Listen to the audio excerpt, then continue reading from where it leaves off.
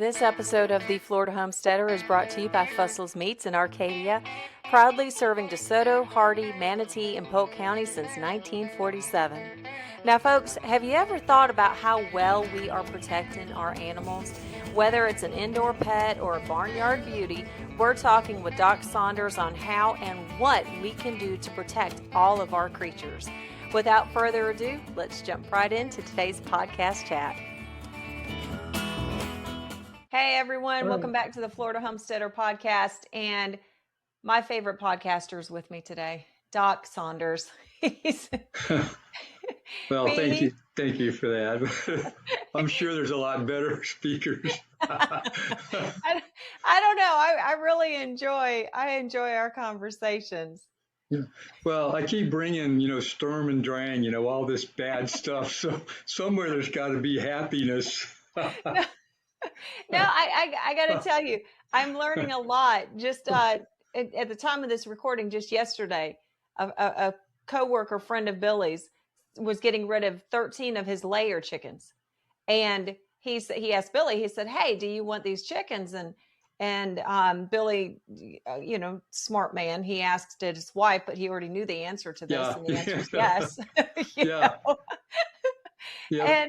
But I told him, I said, but when they come home, I said, we have to put them in quarantine, even though that they were in his yard and they presumably look healthy. I said, we can't put them with ours until after a certain set of time. I said, Doc told in our lesson or in our magazine, can't do it. You got to quarantine them. So yeah, and that's really true. Yeah, I mean, unfortunately, even though they might look healthy, there's just each premises has its own bugs, and maybe different from your bugs. So you just have to do that. You just have to be careful. So that came from our conversations that we've had. So your wisdom is being put into practice. Well, so thank you. Thank you. It's not my wisdom. I'm leading on the foundation of others much wiser, I think, that have been through a lot of this stuff. But so that's what we were going to talk about today too, was the biosecurity, and it just came to light with a dairy herd in Idaho, and we'll talk about that. But it's there's just a lot going on out there, and our next topic and our next podcast is going to be on this what's called New World screwworm, and the biosecurity on our Texas-Mexico border is like ramping up unbelievably. So it's not just here at home; it's everywhere. It's everywhere. Yeah. So that is for those that are listening. That's going to be the next podcast, because I am interested to see that. And you're in the process of writing the article on that. Yes. Just finished it this morning. Oh, that's exciting. I got the newest information, and they update it twice a week. So just finished it this morning. Yeah. Well, that's a little teaser for the July-August issue. Yeah. It's an interesting thing. And there's actually a part of it historically that involves Sebring, Florida. So, we're going to bring that in. Yeah. Okay. So it's kind of cool. That is kind of cool. But yeah. All right, so today we're talking biosecurity, right? Biosecurity, yeah. We spent a couple of sessions just on avian influenza and all the issues that it brings with it. And, we just touched on prevention, since there really is not a vaccine. Regardless of what anybody says, there is not a vaccine. They are in the early stages of checking for a human vaccine, but that's still a ways off. Right. So our best bet is to practice preventative measures, and that's really what biosecurity is all about. What can we do to prevent anything from getting into our premises? So while we're talking about mostly animals, this also applies to your crops, your garden, vegetables, whatever you happen to be growing, bees, of course, So everything's part of the same structural preventive measures. The big thing is you can't build a glass sphere around your property that's going to protect you from everything. Just not going to happen in practical. Right. But there are a lot of practical things you can do. You just have to think about them and set down those structures now ahead of time. Don't wait till you've got a problem. And unfortunately, it does restrict somewhat the movement of friends and family and things like that. If you just think ahead, you can mitigate a lot of the risks. So some of the things are just as simple as the fencing that you put up. You should have fencing that not necessarily to contain your animals, but fencing that will keep other animals out, including wildlife. Don't feed the wildlife. Don't feed the birds, around you. You want to do what you can to keep them off your property. Excuse me. One of the issues we're seeing now with this avian influenza, and this is where the prevention becomes hard. We are on the migratory pathway, a main migratory north-south pathway for birds, waterfowl especially. There's also a major flight path out in the Texas, Idaho area where these birds migrate from north to south during the spring, looking for breeding grounds and feeding grounds both. So because of that, these wild birds flying over tend to carry the virus. And as we've talked about, they may not be sick, but they're carrying it so they can drop it on your property. So we've seen this increase in outbreaks now in April. And just a little aside, there's been 4 outbreaks in April. 3 of them had at least 1 million birds, one in Colorado, one in Wisconsin, one North Carolina, and those birds will all have to be destroyed. Man. Pennsylvania has 8.7 million birds. That's just in April. And we feel like it's because of what they call the wildlife spillover, where these wild birds flying south for the summer are leaving the virus behind. Some of the things that the USDA is working on now are a little bit out of the reach of our small farms and that, but they're using radar sensing devices, what they call real-time radar.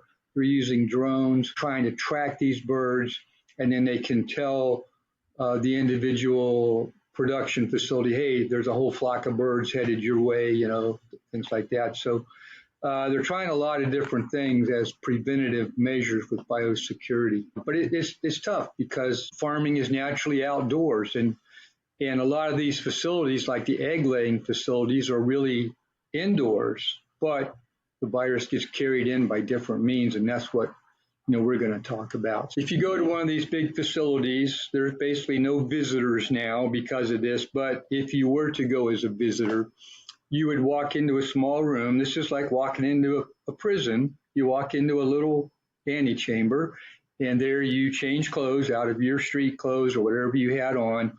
You put on the uniform of the day, whatever they're giving you, and you put on these little booties, and you walk into their main facility to look at everything. And it's kind of look, don't touch. You're going to wear a mask as you tour these facilities. And as a matter of fact, if government inspectors go in, they kind of go in like with hazmat suits for that reason. So going into these big facilities, whether it's poultry or swine, even really a dairy operation today, they're considered closed facilities. But if somebody does go in, there's really a lot of precautions they have to take so that they do not bring anything in with them. It's really tough. So you have to think about visitors. Well, how about Joe down the street? He wants to bring his little girl up to, see the new baby goats. And that's fun. That's good. But you got to think that Joe may be bringing something in on his feet or his clothes. So, you provide hand washing stations, make sure they wash their hands. You provide the little booties that we talked about earlier. You can buy these things in boxes of like 100. They're disposable. Put them on, throw them away. That's just really, really simple. Bringing a class of school kids in, that gets a little more involved because you get all these kids with snotty noses and stuff. What are they bringing to you? But the same things, you take those precautions. You make them wash their hands before and after. You give them the little booties. Kids kind of like that. That's pretty cool. And you just you show them the stuff, but you can minimize their contact. You're not a petting zoo. Remember that petting zoos have a whole different set of circumstances they have to deal with. Agritourism is really adding a different income stream to many agricultural operations now. And it's big deal, like down in, I think it's Glades County, the agritourism tours sell out like busloads. And these are busloads of people They're coming from who knows where, getting on these buses. And while they talk a lot about production and things like that, they rarely touch on biosecurity measures. Agritourism is a risk you got to be willing to take. And again, you can do things to kind of mitigate that risk, but it's always there. I'm glad that you mentioned agritourism because we are seeing that huge increase across the state. In fact, the Florida Homesteader is part of the Florida Agritourism Association. Mm-hmm. And we've been to the conferences and we see all of the activities that so many farmers are out there doing. It's an added income revenue stream that they're being able to do, which is great. But as you were saying that, it literally, that light bulb was going off in my head is like, oh yeah, these farm tours that are happening, all of the things that they have to do.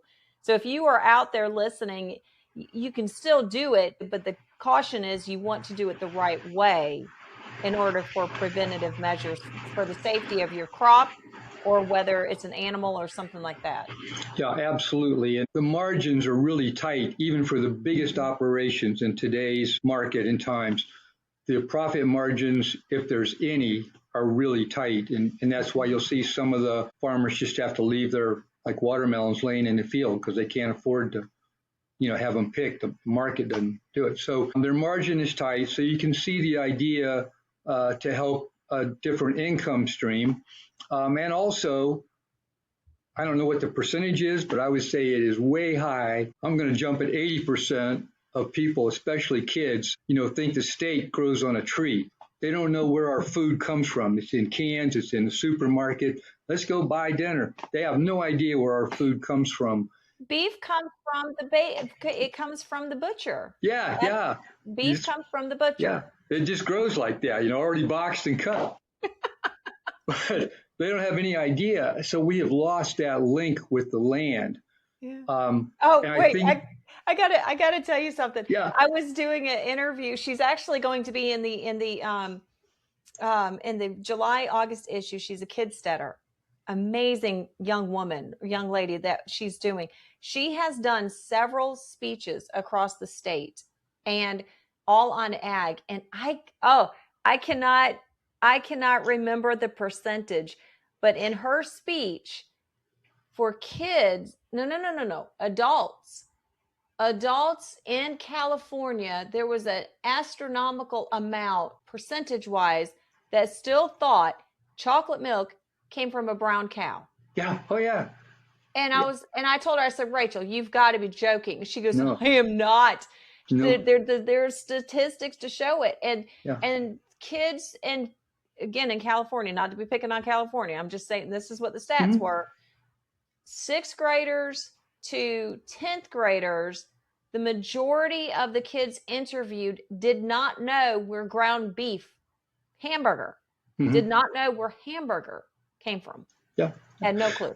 Yeah. No, that's such a sad thing, but our population is so removed, like I said, from the land, and they just assume food magically appears on the shelves, like manna from heaven. It just appears on the shelves in the stores. They don't realize how much work it actually takes to put that food on the shelves, not just delivering, but to plant it, to grow it, to nurture it, to harvest it. They just have no idea what it takes. So in that respect, I think the agritourism is really good because it's kind of trying to reestablish that connection. And I think that's what a lot of the folks that read this magazine, they are, the homesteaders are trying to reestablish a connection with the land and how it can feed you, how it can feed you more healthy, and how you are more healthy from working on the land. I've said for 50 years, kids got to eat a little dirt. Kids got to go out, get dirty, breathe in pollen, stick their muddy hands in their mouth. Kids got to eat some dirt to establish a defensive system in their body. And those kids that live on the hand washing things and, they're not allowed to touch anything, they're at a huge disadvantage. So there's a whole lot to be said for getting back to that attachment to the land. And that's where agritourism comes in, but it still carries that risk. And right now, if they're not school buses or school age kids, a lot of the buses, of course, are taking our winter residents. And if you think where a lot of those winter guests live, it's like the farm belt. They're from Michigan, Illinois, Indiana. That's where all the crops grow. That's where a lot of stuff. So what's the possibility that they wear the same shoes when they left their farm up north, and now they're wearing them on this tour because they're farm shoes, you know? Right. So those are all just little things that you have to take into account.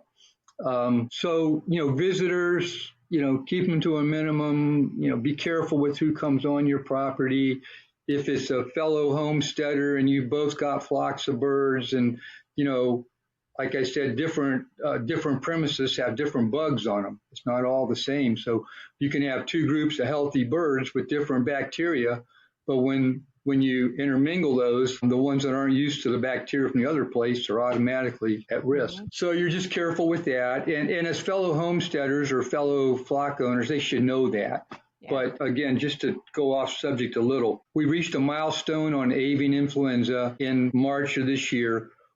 1,000th flock, commercial flock, was depopulated. So 1,000 flocks totally from March of 2022 to March of this year. But 1,190 backyard flocks depopulated. So, it's out there. So anyway, just be careful when you're, going back and forth with your also, chicken raising neighbors. Then the hard part comes with, well, how do we, what about our food truck, delivery trucks, garbage trucks, whatever's coming on, salesmen that want to come and sell you everything. Oh, I didn't think about garbage trucks. Yep. Those trucks are carrying all kind of stuff. And like I said in the article, you kind of got to think like a bug, where can I hide? Well, they can hide, in the undercarriage of vehicles, in the mud they pick up from one truck and bring from one farm, bring to another, in the tire treads. So when you're talking about your delivery trucks, whether they're bringing you bales of hay or they're bringing you your feed for different animals or fertilizer, even in the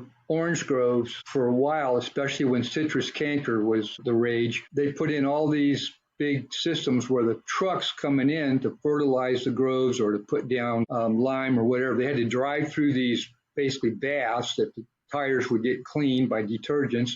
And then they had a big spray rig where the trucks had to get sprayed before they went on into the orange groves or whatever fruit you were growing. And that's kind of been reinstituted in many instances now because these trucks were known carriers of disease. And these were everyday trucks coming in, but they were going from one grove to the next or from one dairy to the next.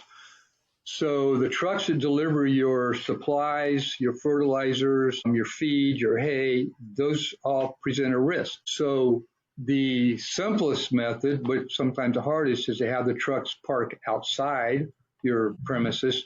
You go out with your vehicles and unload the stuff onto your tractor, onto your pull trailer, and take it on. The trucks never come on your property. If you do bring them on, it's just, again, it's a risk depending on that. The garbage trucks that come in, or if you've got manure trucks that come in to haul away some of your waste and things like that, those are, again, things you have to think about. Not so much repair trucks like electricity and plumbers and stuff, although there's a little risk factor there. So you got to think about all those people that can be bringing stuff to you from the outside world as well. So, again, you just have a set of written rules that says, okay, if Joe comes from down the street, Joe has to wash his hands, put on booties, and go in. If you have a busload of kids come, you have a set of rules. This is what, and they know ahead of time, this is what we have to do. For, feed wagons and stuff, you have a set of rules. This is how we protect ourselves. Sometimes it seems rude, or you just have to say no. Even to good friends, you have to say no. Or it seems selfish, but it's like, no, and like I said, you always want to show off your place. You're doing this. You have pride in it. Yeah. This is cool, man. I got, look at all my veggies out there. I got a whole crop of veggies going, man. Look at my tomatoes. So you want to show off your place. And especially if you built, barns and feeders, stuff, you want to show off your handiwork. But sometimes you just got to be a little selfish and say, I built this, but, or just have those rules in place and don't vary from them. When we get in trouble, different farms, quarantine facilities, it's usually when you bend the rules for a buddy or a friend or, this one time won't hurt. Yeah, maybe not. So you just have to be careful with that. With us, we just had baby goats. They're 3 days old. Yeah, cool. And they are so Fun. stinking. Yeah, they are Yeah, so stinking cute. We yeah. had one. It's a he. I thought she had 3 girls, Hmm. and it was like the next day or so. Billy comes in. We thought, and we named her Lily Bell. Yeah. And my husband Billy, he said that's Lily Bell is not a Lily It's Bell, not and I Lily. said, Yeah. no, we missed Yeah. that little It's going to dangler be, there, yeah. So Just have to so go to Leon Bell. Just make a well, quick it's now change. little Yeah. Billy. Little Bill. Okay. Yeah, that works. but but with those babies, we have folks that are wanting to see them. They want to buy Absolutely. them because they're show goats. Yeah. Yeah. And it's like, okay, we understand, what we know, that we're going to have these people on our property. We Hmm. know that they're going to be here to look at these goats, the kids to interact with the goats. Sure. But when they do it, we've got the hand sanitizer is Yep. ready. We've Yep. got the booties that are going on their shoes. And it's a learning lesson, because even last year we had some folks that came out and they have a farm, and she Hmm. said, I'm wearing my own barn boots, and I thought, okay, and then I'm like, ooh, wait, Yeah. no, Good. no, Not good. you can't Yeah. wear your barn boots, because your Yeah. barn is different from my barn, and Yes. it may be okay Exactly. in your barn, but it's not okay in my barn. Mhm. So Yeah, that's the point I was making about the agritourism too. These folks mhm. that come from a farm in Indiana, well, they're going to wear their farm boots because they're going on a It's a farm or a farm, ranch. And right, yeah, that's no. So right. yeah, so very wise thinking, but Mhm. you have to think like that. And sometimes people think, well, she's a witch. Well, no, I'm No, protecting my I'm livelihood. I'm protecting my little Billy. Yeah, exactly it. Exactly it. So you do those things, and thankfully now we have the ability to, Facebook and all that. You can Yeah. market that way as well. But folks, still, there's nothing like coming and touching that baby. Goes like, "Ooh, that's the Mhm. one I want. That's mine." Mhm. They start sucking Um, on your chin. I yeah, mean, yeah. That I'm that done. that sells it. Yeah. The sale is Done. over. How much do you want? Well, I, yeah. I don't need to pay my mortgage. This Yeah, baby, yeah, he's got me. yeah.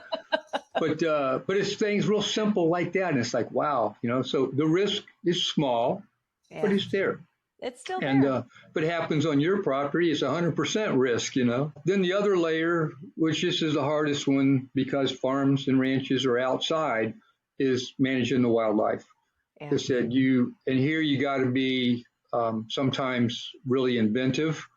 You want to try to keep the wildlife off your property for multiple reasons. An outlier example, we just had a beaver in Pennsylvania that attacked people. It bit one person, it attacked kids. The beaver had rabies. Oh, So rabies is an every single day risk. yeah. So the cute little raccoon bandits that come in, say, well, those guys carry rabies, foxes and stuff. So you want to, as much as possible, mitigate the risks of wildlife coming on your property. Don't be afraid to trap them and release them elsewhere. You don't have to kill them, just trap them and get rid of them. I got to show this to you. So you haven't seen this is the new copy of the magazine of your biosecurity Yes, article is in. yeah, yes, I And did. and one of the photos that we chose to use, I don't know if you can see this or not, those that are on Yes, YouTube, the yeah, little raccoon. yeah. The cute little devils. Yeah, He's a cute yeah, little guy. He's got his little yeah, hands up, and a little reminder, yeah. wash your hands. That's But right. Yeah, yeah. But yeah, so you try, if you have ponds and stuff like that, you're going to draw wildlife, and ponds are part of your environment and they're an important part of it. But again, you just be careful with them, and with the migratory birds, the ducks and all that, they're always looking for a wetland to land in. So one of the things that they're doing at the national level is thinking about moving some of the wetlands away from, in other words, restructuring the landscape to move the wetlands further away from production facilities. And during the times when the birds are migrating, you don't put out bird feeders, you don't feed the quail, you don't put out feed for, whatever. And remember that feed that is spilled, extra feed that you drop on the ground, or if you've had feed in the bucket for a day and you just chuck it over the fence, and put fresh feed in. Well, you're feeding the wildlife. And they're going to find it, believe me. They'll oh find yes. 2 kernels of corn. So they're going to find it. So you don't feed the wildlife. There's a couple of facilities that have put up mesh, like the black shade cloth mesh over to try to keep wild birds out during the times they're migrating. My brother-in-law over in West Palm Beach has put the shade cloth up over his garden, trying to protect it from raiding blue jays and stuff like that, not because he's worried about disease. All he has is a garden, but the birds eat the fruit he's raising. They take it. Yeah. So, but you can put up, mesh over areas, especially over like areas where your chickens, turkeys, if you happen to be raising quail or whatever, where they're at, you can put mesh over those during certain times of year when the birds are migrating. So there's things you can do like that. You can't get rid of all the wildlife. You can't go out and, for most of us, you can't go out and divert the ponds and the wetlands and things, but you can maybe if you're raising chickens, keep them as far away as you can from a pond, something so that just geographically things don't move as easy. So those are all things that you have to kind of have a little rule book for and think about at least before you make any moves, before you build a new area or a new chicken area. The other places where you compost or dispose of your waste as you muck out the stalls and you put it in an area. Those areas are a drawing card, of course, for bacteria. There's good bacteria. That's what compost does. But then that's areas where bad bacteria and parasites especially love muddy areas. So worms, things like that, they love muddy, wet, damp areas. Compost usually gets hot enough that it will destroy a lot of stuff, but not all of it. So as you're walking in and out of the compost area or your manure storage area or where you put your old hay or whatever, that's an area where bugs love to go to. And you drive in there with your four-wheeler and dump stuff and you drive out. Now your four-wheeler is carrying stuff to the next location you go to. All of your farm implements, your shovels, your rakes, all that, you try to keep them like you should probably keep, almost separate ones for each area. Like, use one hay rake for the goats, use one for the chickens. And you can sterilize, stuff. Don't borrow equipment from your neighbor. Disinfect yours or go buy a new one. Don't borrow one. It just takes, you just have to think about it all the time. It is 100% of the time there is some risk out there. And you can't live with that fear and isolate yourself in this little sphere, but you can do things to minimize the risks, to your premises, to your property, to your animals, to your crops. So it's just, it's unfortunately, it's a thing. And it's been there forever. This is nothing new. It's just since a lot of our facilities have gotten bigger and more intense, the farms, the feed yards, everything, as agriculture has gotten more intense and more concentrated, we've just concentrated the bugs as well. And then with improper use or not judiciously using antibiotics and fertilizers and pesticides and stuff, we've created super bugs and super bacteria and super parasites where they're resistant to stuff. So it's nothing new. It's just getting more and more concentrated. And when something does happen, it tends to be a little more devastating than maybe previously. But it's good information for those to know who are getting started. That Absolutely. you can do this, do it. It's just like for us last night when Billy brought those chickens home, we quarantined them. We had to move one chicken tractor away from the current ones that we just brought in, the new ones. So we were handling the new chickens. Yeah. We were handling the other chickens. We were sanitizing in between. Yeah. But then we wanted to go see the baby goats. I wouldn't touch the baby goats, and I didn't even go in the stall because I had not had a chance to sanitize my hands from the time I touched those chickens to the time that I was going over to the baby goats. Yeah. And Billy didn't either. We're like, nope, we're not touching the babies until we can. So you can still enjoy your chickens. Oh, yeah. You can still enjoy your baby goats. You just want to think, that little system, that little baby system is so fragile. Yes. And whether it's a baby or an adult or a grown chicken or a chick, their little systems are so fragile. Yes. And not everything crosses species. A lot of the bugs are what we call species specific, especially parasites like intestinal worms. Some of them just stay only within one species, like, the one that chickens get, only chickens get, the one that goats get, only goats. But some of them do cross. And the same with bacteria. And now, especially with these super bacteria that we're finding, there was just an outbreak. I can't remember the state, darn it, but it's like 54 people got sick from eggs from a facility that, from farm fresh eggs. They were infected with salmonella, which is a really severe intestinal disease. And a lot of animals carry salmonella. Birds carry it, horses carry it, reptiles carry it. And it's okay. But in this case, the problem was it was a super salmonella. It was resistant to 90% of all the antibiotics that they tested against it. So even if the salmonella chickens get doesn't go directly to goats, maybe it could now with these super bacteria. So yeah, it is very prudent even between species to be extra precautious. And the other thing I didn't say yet is when you bring in animals and quarantine them, they need to be away from everything. You should probably have your own set of boots or your own set of implements, farm tools for those quarantine areas. When you go to the big quarantine facilities like at Miami International Airport and JFK, they're basically closed facilities. Even if they're quarantining a load of 50 horses, those horses are in individual stalls. Each stall has its own either person, that's the only person that goes in there, or they have their own set of stethoscope stuff they're checking these horses with that only goes to that horse or that flock of birds. So they're very, very particular because these are quarantined against diseases basically we don't want in this country.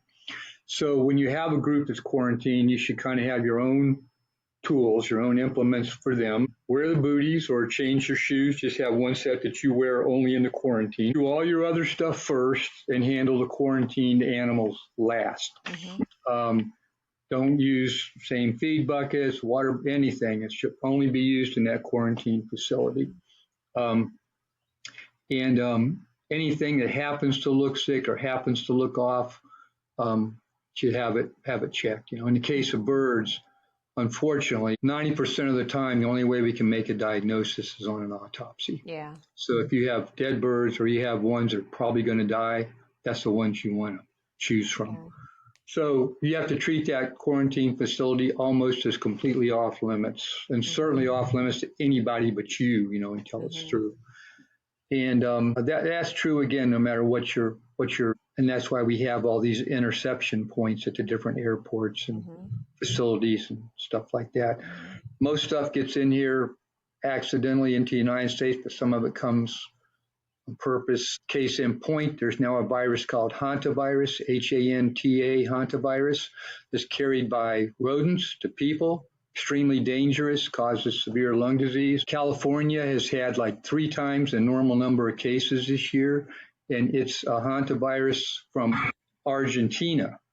And it probably came in on a cruise ship from Argentina because, these boats, they pull into the dock and, mice and rats run up the dock lines and get on the boats. And then they're free passengers. They get a free trip to the United States. So right now it seems like this virus came from a cruise ship, not a ship carrying bananas or anything like that, but a cruise ship from Argentina that docked in California, and this virus was in the mice or rats on the boat, and then they transferred it to the little deer mice that live in California. Now people are getting this virus. Yeah, we try to keep things out when we can, but it's a tough thing, just like that. It's obviously another conversation for another day, but it's amazing to me how they can track that.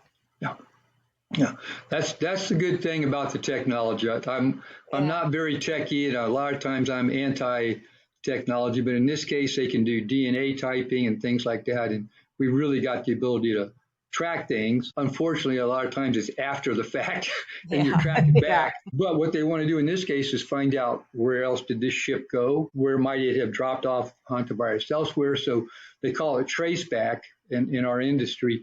You're trying to trace back where this originated from and where else could it have gone to? Where did we ship these animals to? What was it they just found? Oh man, they just found a disease that we haven't seen. Oh, pseudo rabies in Iowa in pigs. I know this is off off a little bit, but we eradicated pseudo-rabies from the United States swine herd in the East. Hasn't found it. We test all the time for it. They just had 5 breeding boars test positive for pseudo-rabies. So the trace back now is, where did these boars go? Where else did they go to breed, sows? Or where did if they were artificially collected, where did the semen go? Because they can carry pseudo-rabies. So now they're tracing back not only where these boars came from, but where they might have gone to. So the disease that, again, we eradicated, and boom, here it is again. How to get there, we don't know for sure, but there it is. Yeah. So, and that's how biosecurity works, is if there is a problem, you want to find out, if you can, where it came from, how can I prevent it from coming in again, and how do I prevent it from going elsewhere? So just a lot goes into it. And again, you don't want to scare people away from doing these things. You don't want to scare people away from raising their own food and enjoying seeing baby goats born and stuff. But there's no free lunch out there. It comes with responsibility and it comes with risk. And as long as you accept those and work out how I can minimize those, time goes. It's just the same as having a financial plan. How much is it going to cost me to build this pen? How much is it going to cost me to plant this crop? What is the cost? And I got to fertilize it. And what's going to be the outcome on the other side? So it's just like financial planning. You have to have those thoughts ahead of time and not be constantly playing catch up. That's where you don't want to be with these diseases, is playing catch up. No fun. Yeah.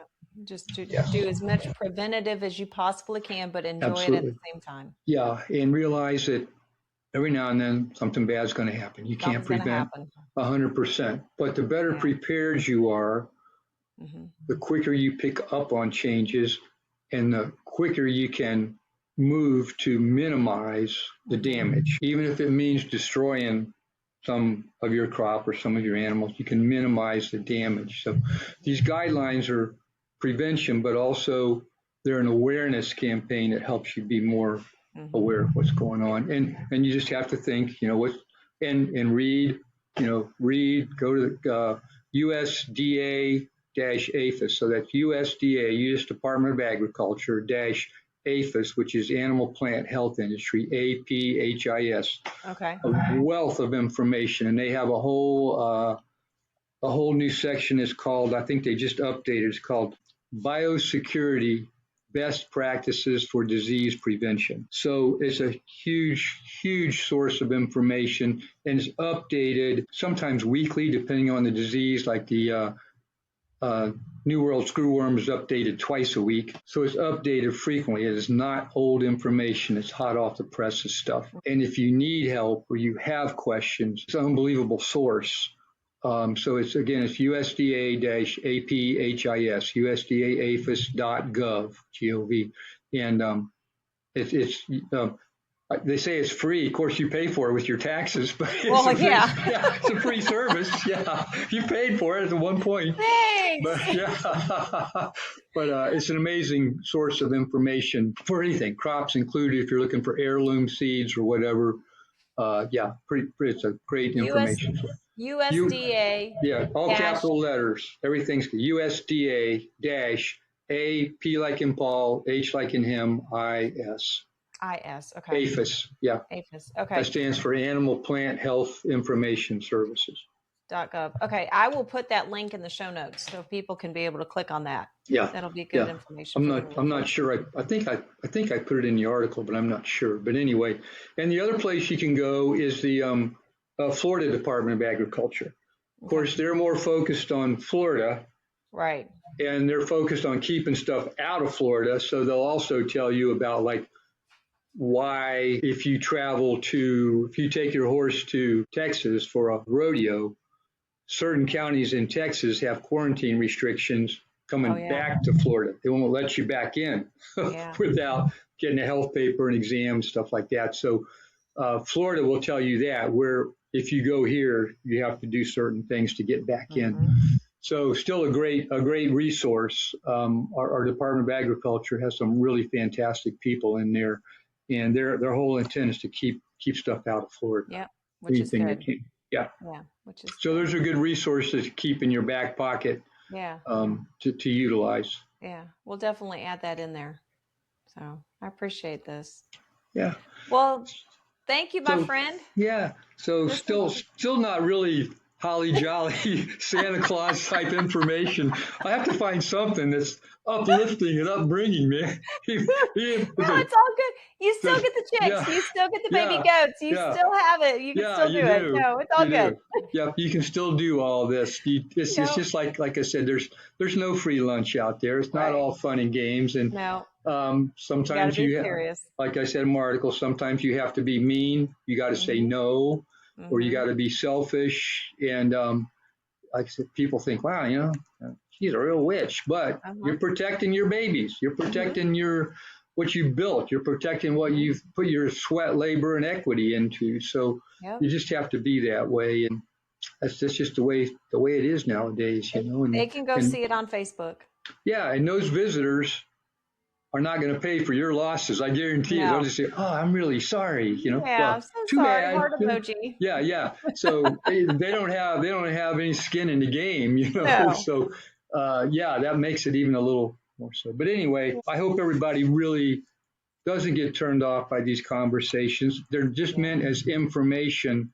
Yes. And in our world today, I happen to think it's important information because I get involved with it every day. I just spent 12 hours in Orlando updating all the information on new information on like screwworm and influenza and stuff like that. Wow. Emerging diseases that we have to be looking for, like this Hantavirus thing, because it is zoonotic. It comes from animals to people. Mm-hmm. Not that we take care of mice all the time, but this is a zoonotic disease. It moves from animals into people.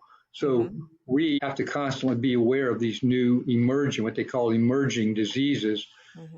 And then with these stupid conflicts, that we have, like in the Middle East, like right now, nobody's concerned about bioterrorism, but certainly with Iraq and Saddam Hussein, there was a huge risk for bioterrorism to be unleashed. And we're going to probably see it first in our animals. So we have to be, we're on the front lines. And I'm not bragging or boasting. It's my job. It's what and you do. I love it. But we have to be on the front line of looking for these diseases and trying to help people prevent them or help people from getting them. So, well, and this is why it is such a blessing, because we have you to share this with us. Well, thank you. I mean, this is a lot of stuff that people wouldn't otherwise know. Yeah, it's not everyday information, and probably unless you're like me and you're a voracious reader or you're on your your USDA list. Most people probably never heard of Hantavirus, but they have in California now. Yeah, they know about it there. They know about it there. Uh-huh.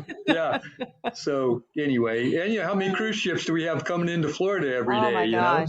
Yeah. Oh, yeah. So anyway, yeah. So don't quit cruising. Don't quit cruising. Yeah. But just so anyway, I hope everybody has fun. Summer's here. That's my time. I love it. Yeah. And these long days are just fantastic. We love the long days. Yeah. Get out and enjoy being outside. Yeah. Absolutely. You got to get outside. You got to enjoy it. You got to eat some dirt. Get out there and eat some dirt. Go eat dirt. Yeah. I love it. Well, if anyone has any questions for Doc, you can send us a message. You can email us. We'll put that information in the show notes. We will be sure to pass that along to him. Doc, as always, thank you so much. Well, I appreciate Miss Jamie. you. Yeah, it's my fun and my pleasure. I enjoy it so much. So thank you for having me. I appreciate you. You guys have a great weekend, okay? Yes. Thank you. Okay. Thanks so much for joining us on today's podcast chat with Doc Saunders. It is so important just to take a few minutes to learn preventative measures that we can take to protect all of our animals. And we are so grateful to Doc for sharing this information with us. Friends, if you liked today's podcast, go ahead and click that follow button wherever you get your podcast from. Or if you're watching us over on YouTube, be sure to click that subscribe button and share this with a friend. It's actions like that that's going to help us grow and continue to share stories of inspiration and encouragement across our beautiful state and beyond. Thank you again to Fussell's Meats in Arcadia for sponsoring today's episode. For more information on Fussell's, see our show notes below to connect with them. Until next time, keep growing, keep preserving, and keep that Florida homesteader spirit alive. Y'all come back now.